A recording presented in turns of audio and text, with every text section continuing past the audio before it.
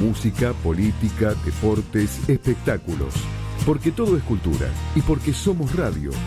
Radio Cultura. fmradiocultura.com.ar.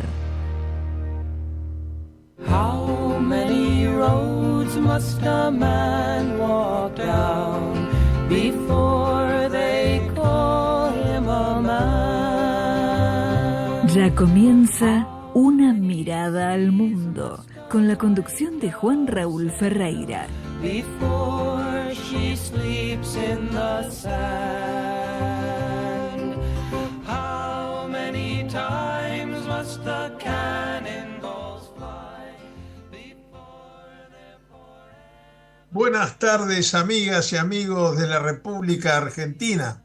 Desde Montevideo, como me gusta decir a mí siempre, desde el otro lado del charco, porque en realidad ahí estamos. Y ahí, fíjense, en la Copa América la perdimos, entramos terceros, bastante bien para lo que venía Uruguay, pero acá se festejó el triunfo de Argentina como si hubiera sido propio. Son dos países, como yo siempre suelo decir, después de haber vivido, estuve exiliado en Argentina, ahora estoy haciendo periodismo en Argentina, en el medio fui embajador del Uruguay cuando volvimos a la democracia en Argentina. Realmente son dos países que, como me gusta repetir, no existen en el mundo otros con igual intensidad de afectos, de relaciones, de orígenes comunes y ojalá que de destino común también. Bueno, las últimas 2 semanas no estuve con ustedes.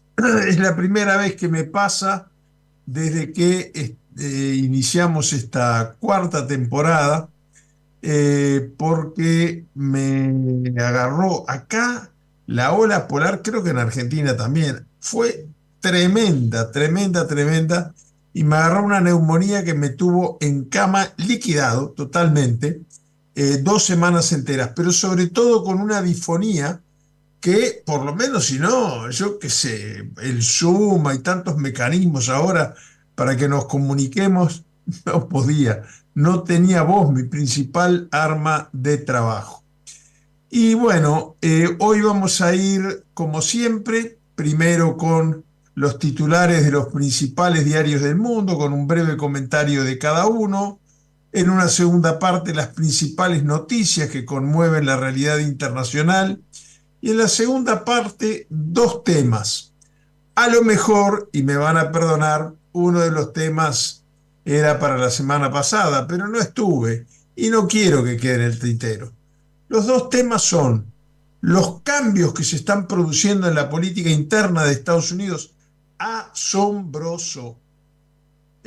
Si uno hubiera hecho un análisis de la realidad política de Estados Unidos hace 15 días, hoy no podría abrir la boca.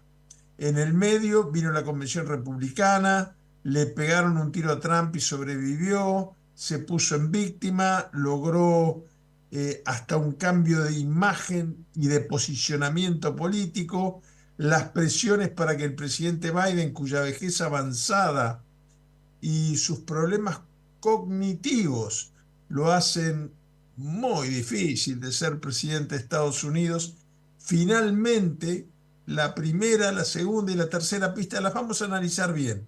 Termina dando un paso para el costado y eso cambia y nos plantea una nueva interrogante que vamos a analizar juntos. Y finalmente, nosotros mismos, cuando se realizaron las elecciones del Parlamento Europeo, dijimos: se vino la ola de derecha extrema en Europa, en Francia, en Italia, en el Reino Unido, pero como dice nuestra ex vicepresidenta Lucía Topolaki, la esposa de Pepe Mujica, suele decir: el susto despertó al mamado. Mamado decimos acá, yo supongo que en Argentina también, al borracho, ¿no? El susto despertó al mamado. Y entonces la reacción ha hecho que en realidad han habido triunfos de izquierdas democráticas, pero izquierdas al fin, en países europeos donde se esperaba para esta altura ya la instalación de gobiernos de ultraderecha. Vamos a analizar ese como último tema en la segunda media hora del programa. Y ahora nos vamos a ir a los principales titulares del diario New York Times, El País de Madrid y Le Monde de París. Y los vamos a recibir con ese homenaje que nos gusta hacer a la noticia impresa en tinta y papel, porque las palabras las lleva el viento. Si están escritas e impresas, las lleva el viento, escritas e impresas. Entonces vamos a cantarla El Canillita, aquel personaje que para los más jóvenes debemos decir era quien despertaba cada mañana a la ciudad con el grito de los titulares de los diarios y los nombres de los mismos para vender, a veces en bicicleta, a veces en un kiosco, a veces subiéndose a los ómnibus, y que acá el cantante popular, el Canario Luna, le hizo una canción icónica, El Grito del Canilla. Vamos a escuchar.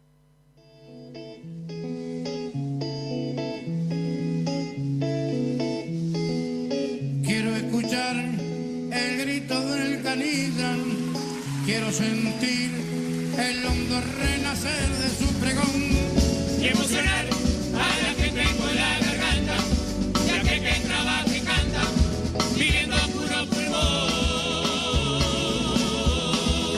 Quiero escuchar el grito del canilla y descubrir en sus manos entintada la verdad Y compartir la fuerza de la bohemia, de la madrugada previa, con la luz de su amistad.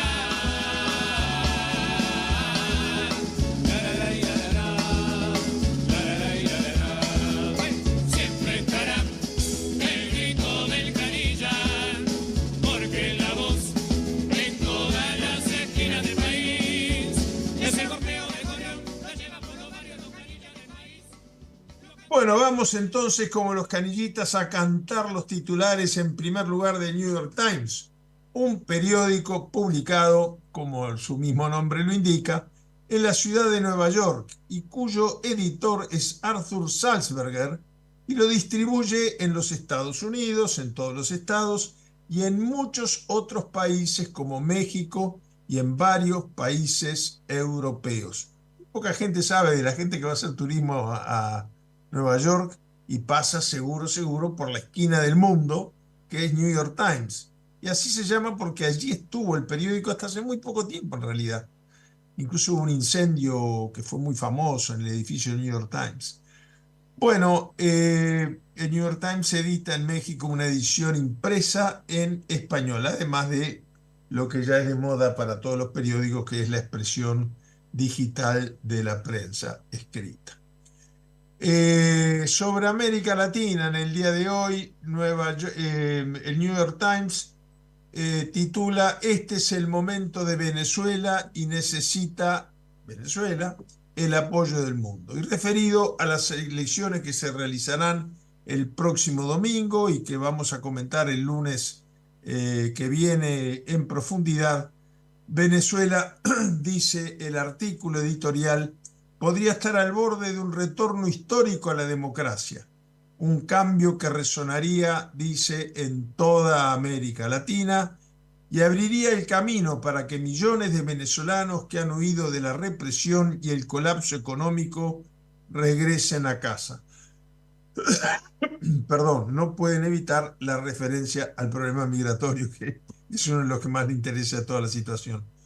Pero Venezuela no puede hacerlo solo, nos precisa a todos. El Time sigue adelante en este editorial diciendo que antes de las elecciones presidenciales del 28 de julio, la oposición fragmentada del país se unió para respaldar un candidato único presidencial, que es Edmundo González, quien lidera las encuestas por más de 20 puntos. Hoy el gobierno venezolano salió a decir que las encuestas las lidera Maduro. Ahí está la tensión que vamos a ver cómo se resuelve. La oposición abandonó la estrategia de boicot al voto y ha llevado a cabo una campaña enérgica y organizada que, a pesar de los intentos cada vez mayores del gobierno por infundir miedo en el electorado, ha logrado cautivar a los venezolanos. Según una encuesta reciente, 2/3 de los votantes registrados planean emitir su voto este mes, en comparación con el 46% de los votantes que se presentaron en las últimas elecciones, que fueron el año 2018.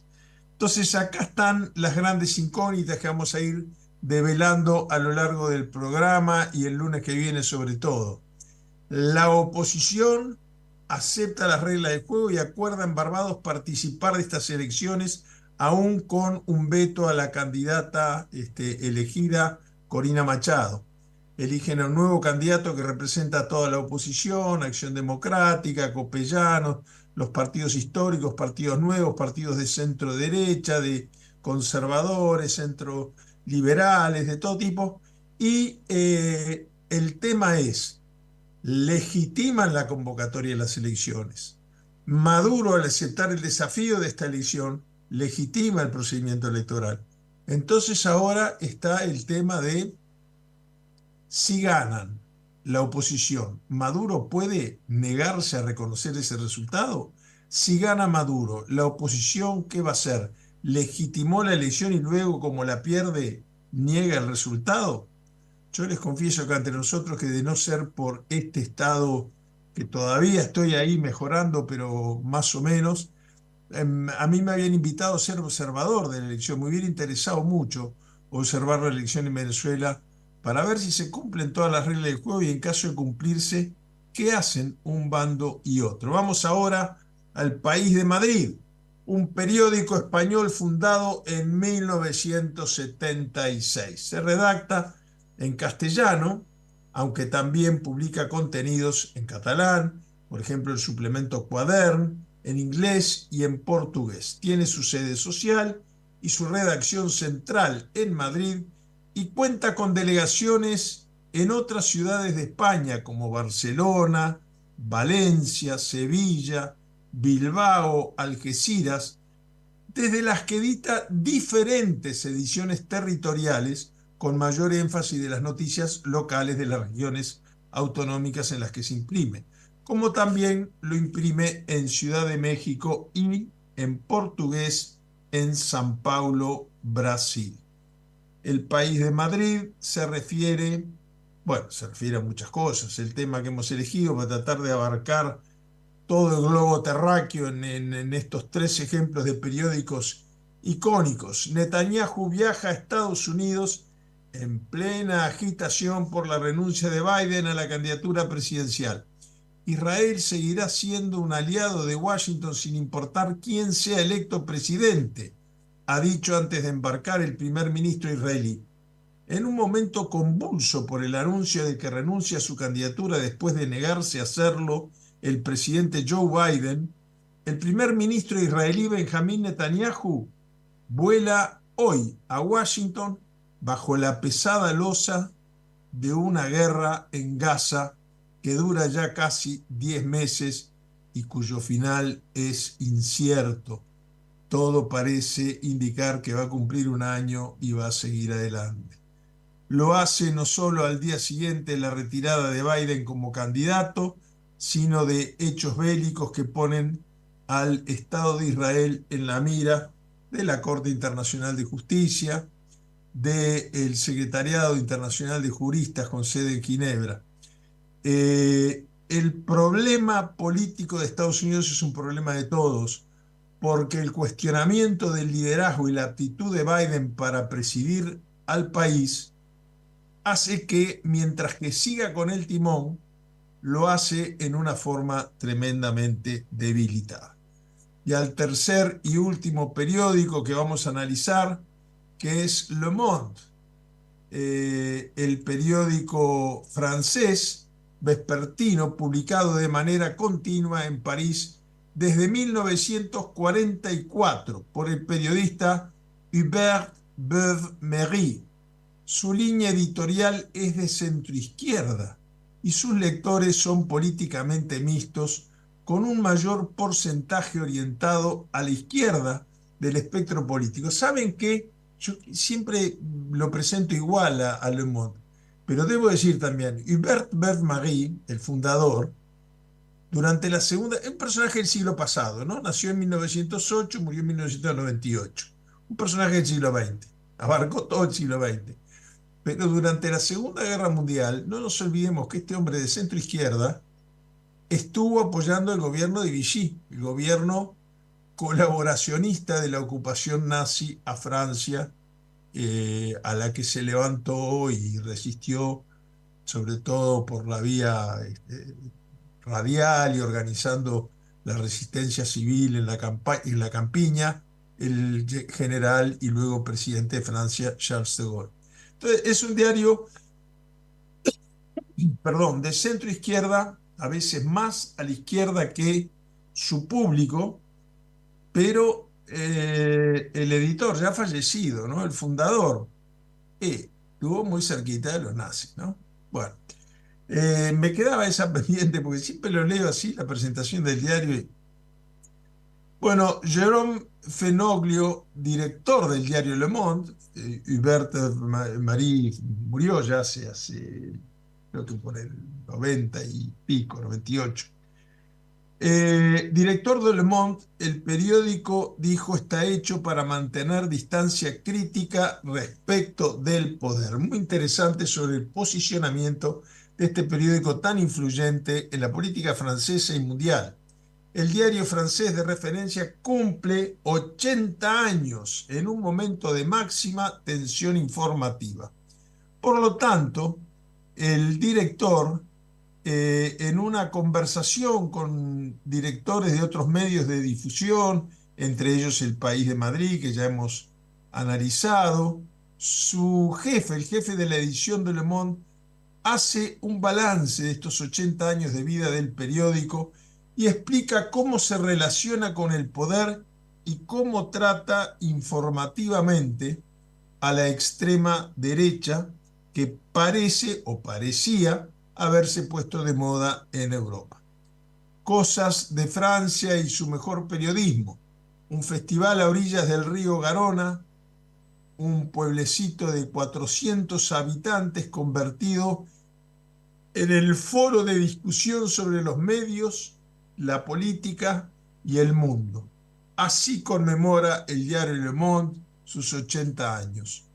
Bajo los árboles, el director de una cabecera legendaria, buque insignia del grupo de medios que organiza el festival, conversa durante más de una hora con otros editores de Europa sobre la prensa.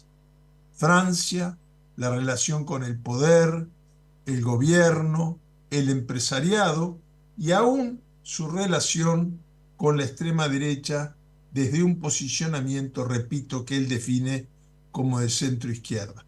Muy interesante esta política de equilibrio periodístico e informativo que el propio director de Le Monde hace sobre el periódico que él mismo dirige.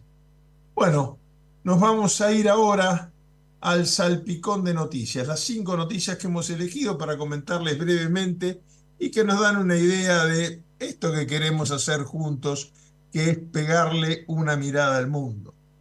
¿Y cómo lo vamos a hacer?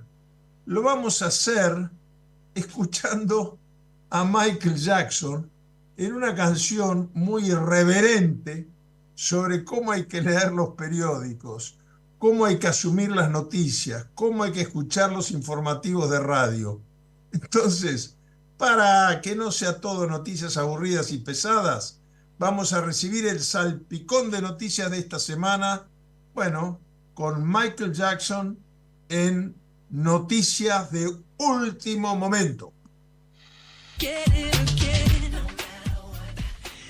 Es una crítica a los que leemos periódicos, una crítica a los que escuchamos informativos de radio, a los que los hacemos ni que hablar, y una crítica a los que ven noticieros de televisión, pero divertida. Y así le damos un poco de sal y pimienta, si no se vuelve muy monótono hablar una hora entera sobre esta mirada al mundo que pegamos juntos. Bueno, en este salpicón de noticias, primero vamos a comentarles que las Naciones Unidas advierten sobre el impacto social de la inseguridad y los desplazamientos en Haití. A lo mejor una de estas semanas vamos a hacer un análisis de la situación en Haití en la segunda mitad del programa, donde nos extendemos más sobre las dos noticias más importantes. A mí me importa mucho Haití. Yo viví en Haití.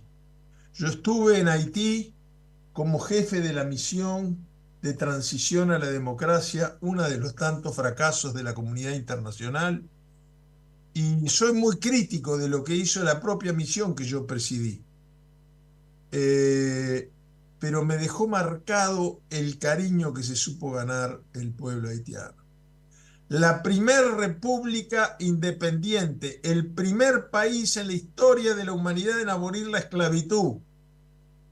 Y hoy están sometidos a un Estado fallido, que está a la deriva, que solamente aterrizan algunos inversores para explotar sus bienes naturales. Yo me acuerdo que yo estuve allá cuando el huracán Katrina. Yo me preguntaba, ¿habrá una nueva colecta internacional para el huracán Katrina? Porque lo que yo veía es que el terremoto de 3 o 4 años atrás todavía no se había solucionado. Las casitas eran pequeñas chozas montadas precariamente arriba de los escombros de lo que había dejado el terremoto. Tremendo lo de Haití. Haití fue nuestro hermano mayor en la época de la independencia. Fue el país que más ayudó, a través del mariscal Petion, al libertador Simón Bolívar. La Oficina de Coordinación Humanitaria de las Naciones Unidas alertó sobre el riesgo para el tejido social de los elevados índices de inseguridad que se viven en aquel país. Según datos del mes de junio procesados la semana pasada, esta cifra se eleva por encima de 578.000 personas que han sido se han visto obligadas a huir de sus hogares desde inicios del 2024. Ay, ay, ay, todo el tejido social de las familias se está desmoronando a medida que sus miembros se separan, se pierden empleos, se cierran escuelas, colapsan los servicios de salud, destacó el jefe de la Oficina de Coordinación Humanitaria de la ONU. La ONU está trabajando de manera conjunta con el gobierno haitiano y Suadogo, el jefe de la Oficina de Ayuda Humanitaria, hizo hincapié en la importancia y la capacidad de responder con una poca antelación en entornos a menudo inestables y peligrosos, pero para eso es necesario, lo cito textualmente, es crucial tener recursos financieros, personal suficiente y acceso a lugares a los que ha huido la gente, indicó en sus declaraciones. Bueno, nos vamos ahora a la China, nos vamos al otro hemisferio. Más de 30 desaparecidos tras las inundaciones por las lluvias torrenciales en el suroeste de China. El Ministerio de Gestión de Emergencias también ha enviado a 29 expertos en rescate y 13 equipos de rescate de personas, así como drones, para proporcionar comunicaciones de emergencia en el operativo. Más de 30 personas permanecen desaparecidas aún tras las inundaciones, que todavía me queda alguna huella de la neumonía, repentinas que azotaron la aldea de Xinhua, en la provincia suroccidental de China de Sichuan. En torno a las 14:30 horas de este sábado, hora local, informaron las autoridades del país. Las inundaciones provocadas por las lluvias torrenciales también dañaron a más de 40 casas en una aldea localizada en el distrito de Hanyuan, en la ciudad de Ya'an, según la gestión de emergencia del distrito. Las inundaciones provocadas por las lluvias torrenciales también dañaron más de 40 casas en la aldea localizada en el distrito de Hanyuan de la ciudad de Ja'an, según la Oficina de Gestión de Emergencias del propio distrito. Bueno, nos vamos ahora a París, la ciudad luz. Recién hablábamos de Francia, pero hablábamos de Francia por el tema de el periódico de centro izquierda Le Monde y cómo maneja a los círculos de poder. Hoy vamos a hablar del perímetro de seguridad que se está construyendo para los Juegos Olímpicos. Activan el perímetro de seguridad antiterrorista en París. Es decir, se están tomando precauciones para que en este mundo en que vivimos no haya que lamentar un atentado terrorista en los actos inaugurales. Ya la llama olímpica enciende en la ciudad luz del continente europeo. La restricción será en principio hasta el domingo 26 de julio, día de la ceremonia inaugural de los Juegos Olímpicos. París, la capital francesa que se prepara para los mismos, restringió este jueves desde las 5 de la mañana el acceso a las orillas del Sena por un perímetro de seguridad antiterrorista conocido como el SILT, Seguridad, Inseguridad y Lucha contra el Terrorismo, o GRIS en la lengua francesa. El ministro del Interior, Gérald Darmanin, y el prefecto de policía, Laurent Núñez, dieron detalles este miércoles sobre su funcionamiento durante una reunión en la sede policial. A esta zona tendrán acceso los residentes locales, profesionales que trabajen en la zona y los visitantes que tengan reservaciones para algún museo, hotel o restaurante, siempre y cuando hayan solicitado con la documentación debida un pase de juego en forma de código QR, además de la documentación que se les solicitará en el lugar.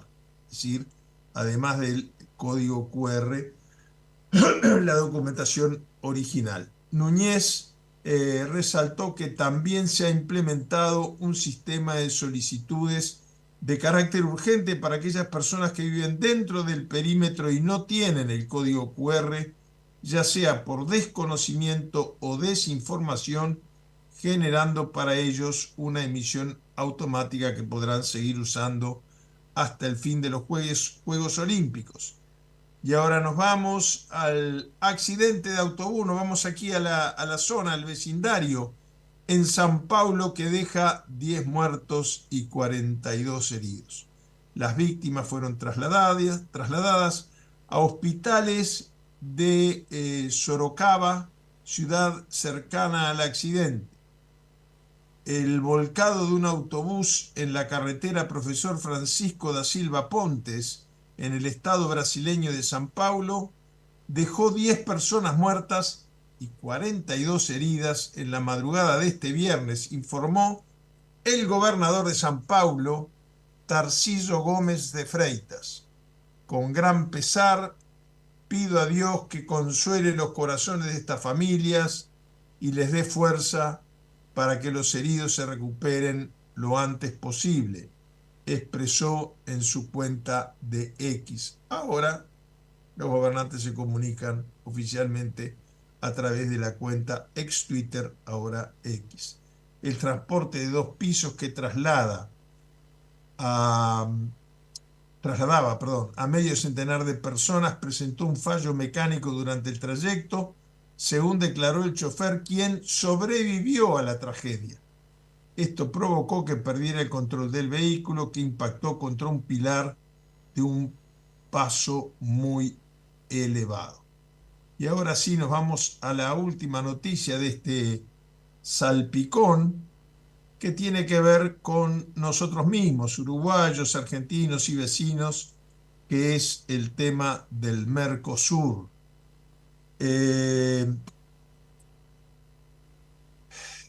Bueno, el Senado boliviano aprobó la integración plena de Bolivia al Mercosur.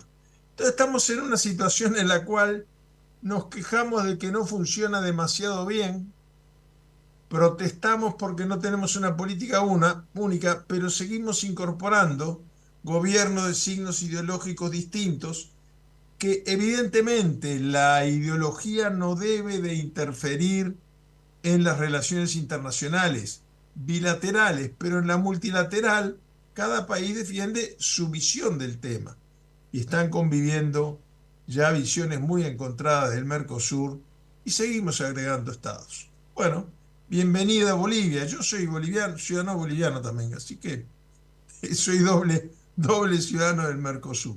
La Cámara de Diputados en La Paz sancionó el pasado 14 de junio la adhesión al bloque. Solo restaba que fuera aprobada por el Senado, cosa que ya fue hecho, y luego promulgado por el presidente Luis Arce. El Senado boliviano aprobó en la tarde de este miércoles la ley que ratifica el protocolo de adhesión de este país al Mercado Común del Sur, Mercosur. Durante la sesión de trabajo se destacó que se trata de un paso importante hacia la integración regional y económica del país en este bloque.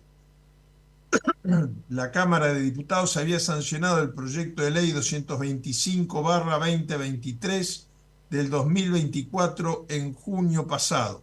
Solo resta ahora, y ya fue aprobada por el Senado, que la ley sea promulgada por el presidente Arce para que entre en vigor.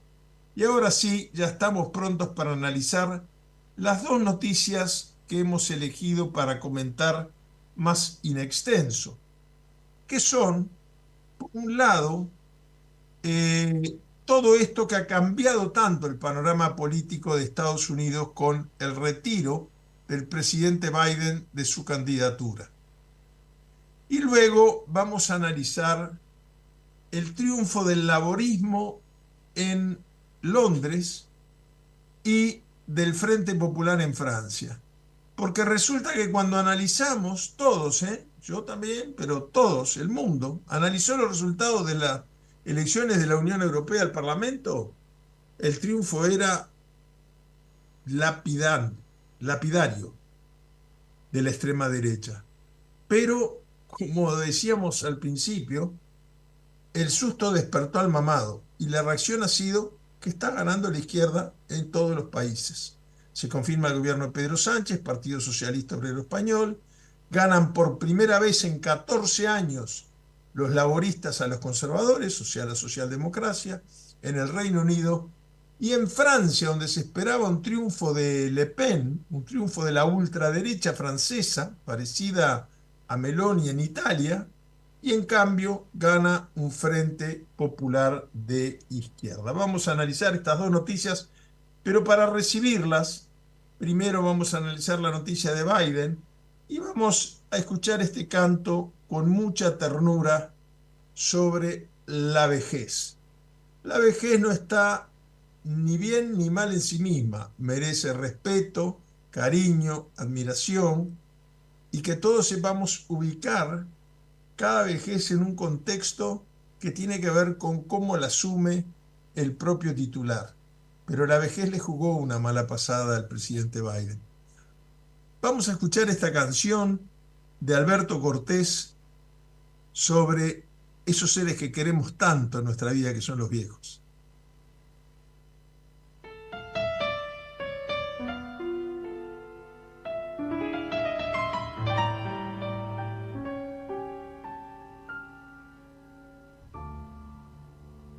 Me llegará lentamente y me hallará distraído, probablemente dormido sobre un colchón de laureles. Se instalará en el espejo, inevitable y serena, y empezará su faena por los primeros bosquejos.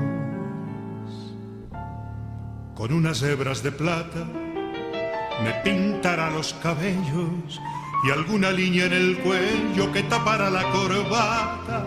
Aumentará mi codicia, mis mañas y mis antojos, y me dará un par de anteojos para sufrir las noticias. La vejez está a la vuelta de cualquier esquina, allí donde uno menos se imagina. Se nos presenta por primera vez. La vejez es la más dura de las dictaduras, la grave ceremonia de clausura de lo que fue la juventud alguna vez.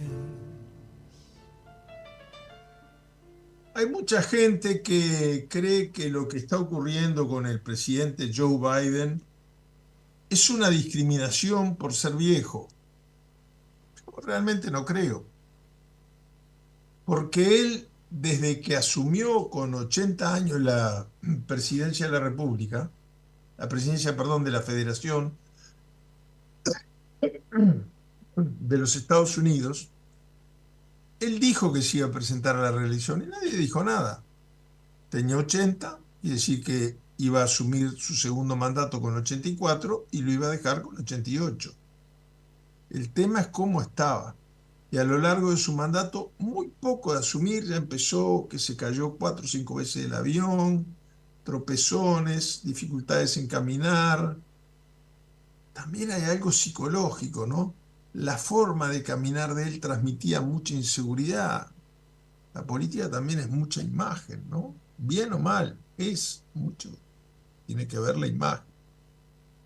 Sobre todo en un hombre que anda siempre acompañado de un marín con un portafolio, porque dentro de ese portafolio está el código rojo para lanzar la bomba atómica. Es el poder que tiene ese hombre, ¿no? Bueno, llegó a los 84, lanzó su candidatura, empezó a ganar las primarias en varios estados y empezó a cometer errores tremendos. Se equivocaba el nombre y el país de los jefes de Estado a los que visitaba o que lo visitaban. Comentamos también en el programa, durante la reunión del G7 fue muy patético verlo cómo se da vuelta y empieza a saludar así y resulta que delante de él había un lago. Entonces vienen, lo dan vuelta y lo ponen de cara donde está la gente que hay que saludar y él se pone muy nervioso, toma los lentes con las manos temblorosas, se los pone en unos lentes negros y queda quietito. Empezaron las presiones en el Partido Demócrata para que dejara la candidatura y él contestó tajantemente que eso ni se consideraba, nunca hay que decir de esta agua no es de beber. Pero así dijo el presidente de Estados Unidos. Fíjense qué credibilidad puede tener si hace 48 horas seguía diciendo que no había ningún motivo por el cual estuviera dispuesto a dejar la candidatura a la presidencia. Bueno, empezaron a manifestarse gobernadores, empezaron a manifestarse líderes del Congreso. El presidente Barack Obama se reúne con él y le pide que retire su candidatura.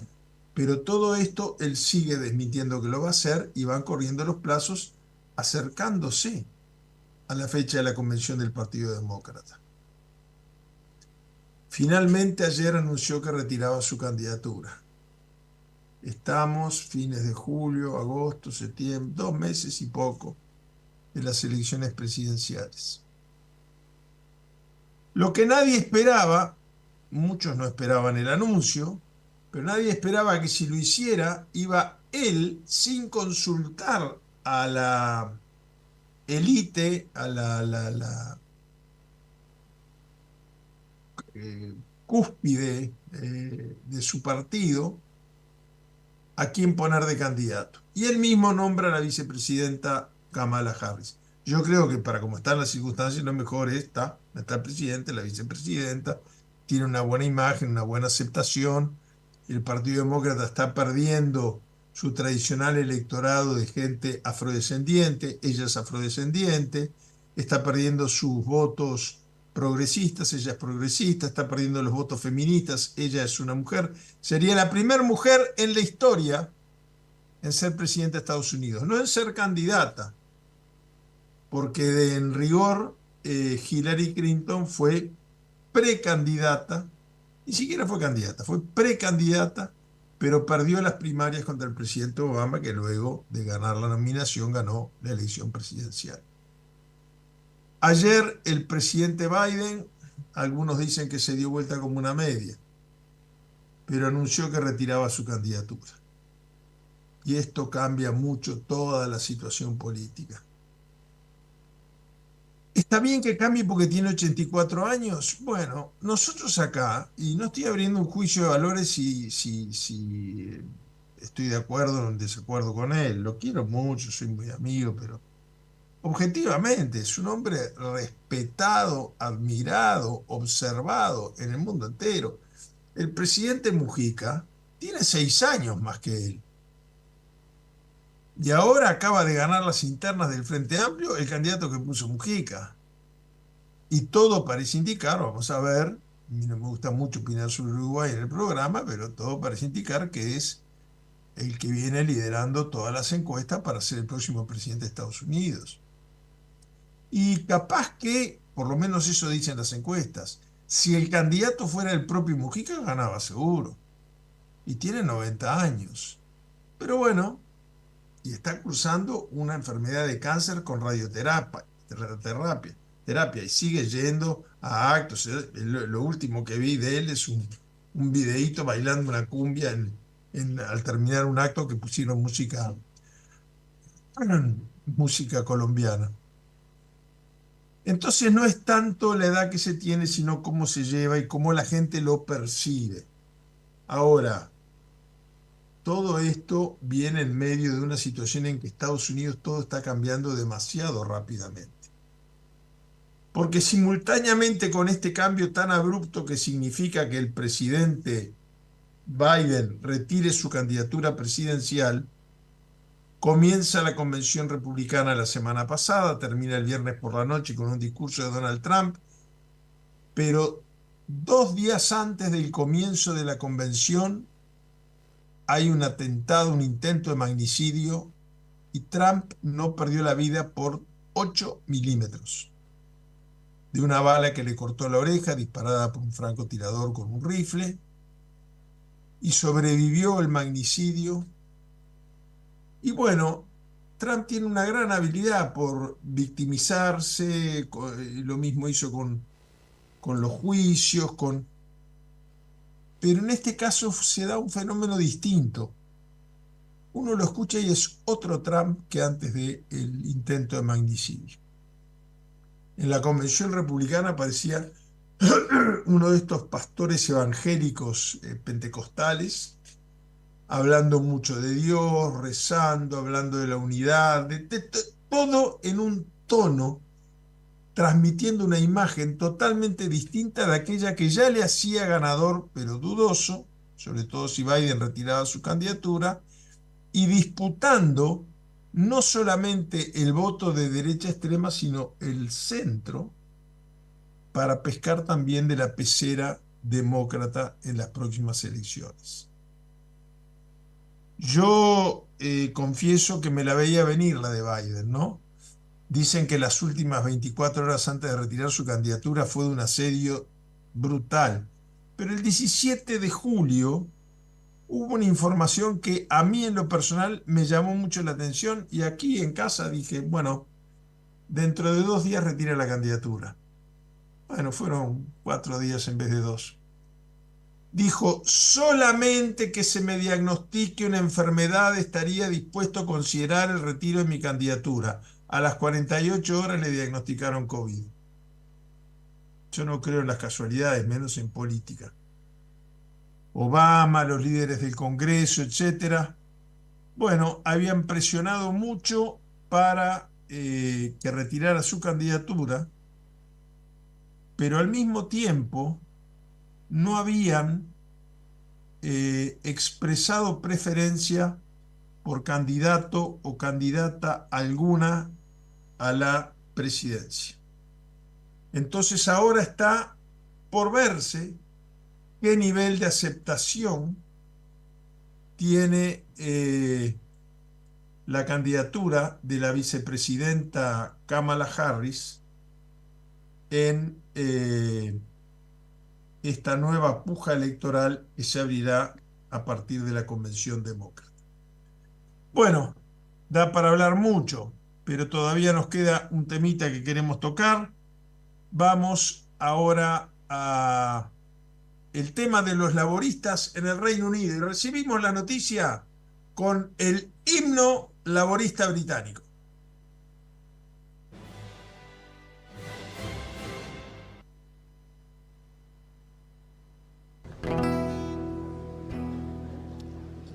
The people's flag is deepest red, it's shrouded of our martyred dead, and ere their limbs grew stiff and cold, their hearts blood dyed its every fold.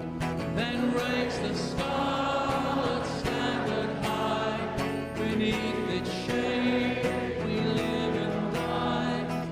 Cowards flinch, traitors steer, we keep the red flag flying here. With its uncovered to bear it onwards will we fall.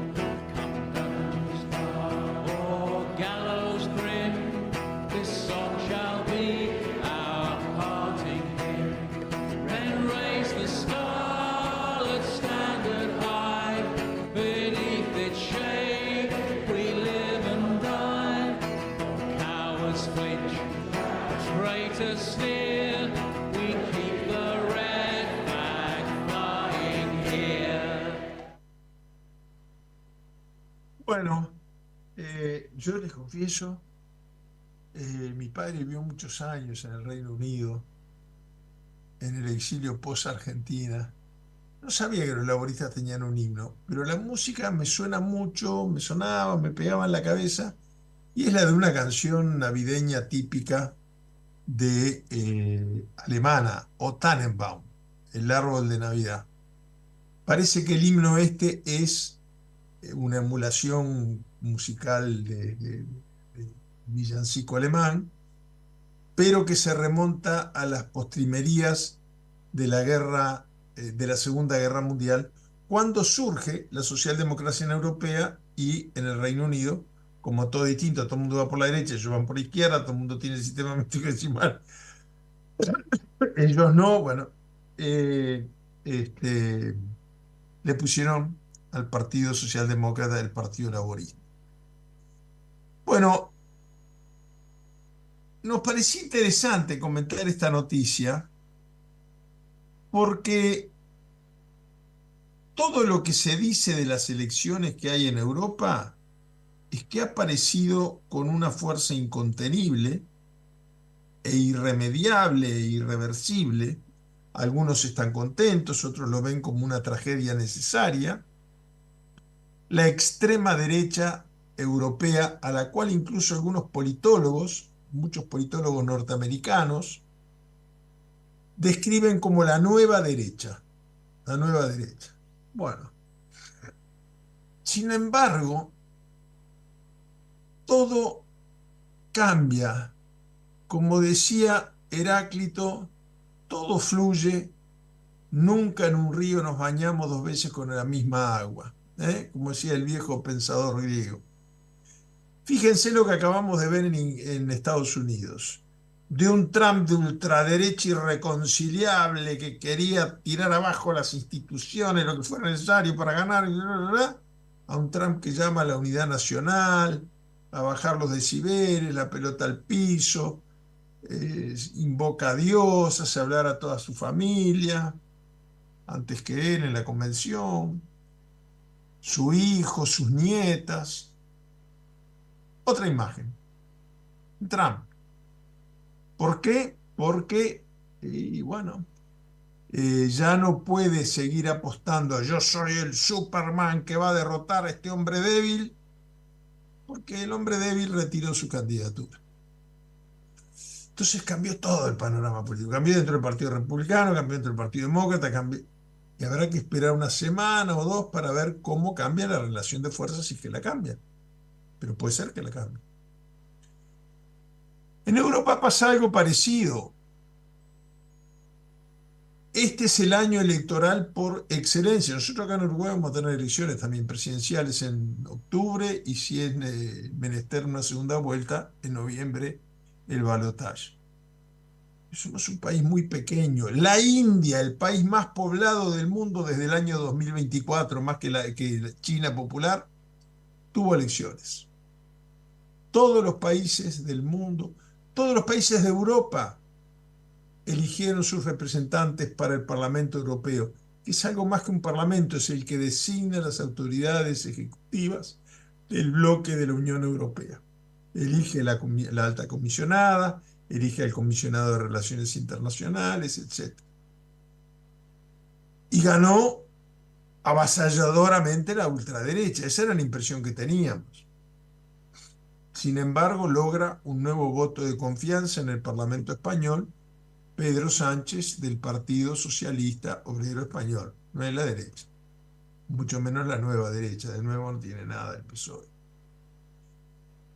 En Francia, Macron se asustó del resultado tan favorable a la derecha y como allí en Francia hay segunda vuelta, balotage, para los legisladores también, no solo para el presidente, dispuesto a ceder a una coalición republicana que él mismo formó, centrista, para parar a la derecha que había ganado en primera vuelta, adelantó la fecha de la segunda vuelta y dijo que estaba dispuesto incluso a adelantar la fecha de la elección presidencial si era necesario. Y ganó la izquierda, no los laboristas centroizquierda, no. Ganó un frente popular al estilo tradicional francés.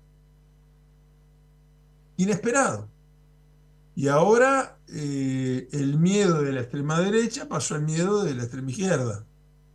Y están ahí, le han pedido al primer ministro, que presentó renuncia enseguida, que se aguante en el cargo, a ver qué pasa. No sabemos todavía qué va a pasar en Francia.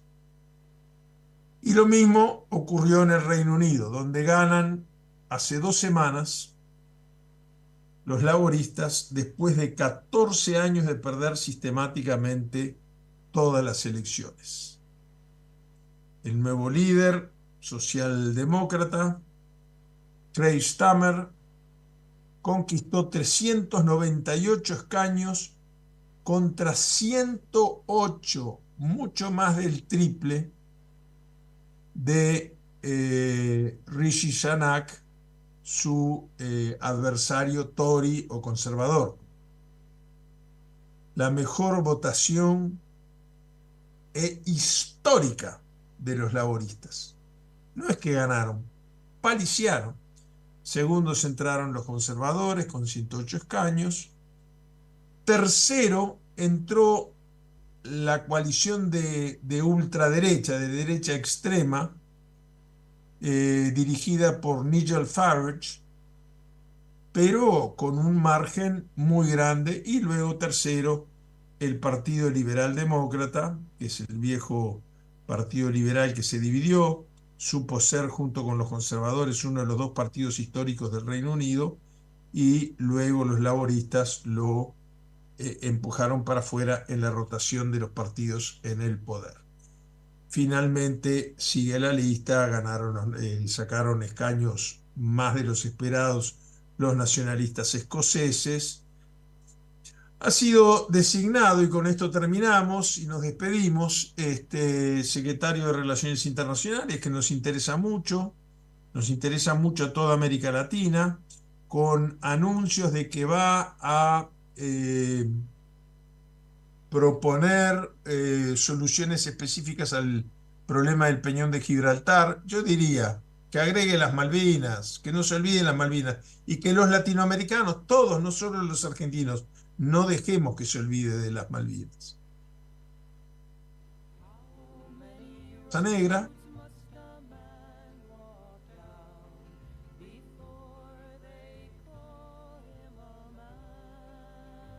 una modificación muy grande para el Reino Unido. Bueno, y con este análisis de los cambios en Estados Unidos y en Europa inesperados hace 10 días, nos vamos despidiendo para reencontrarnos el próximo lunes a las 13 horas y pegar una mirada al mundo.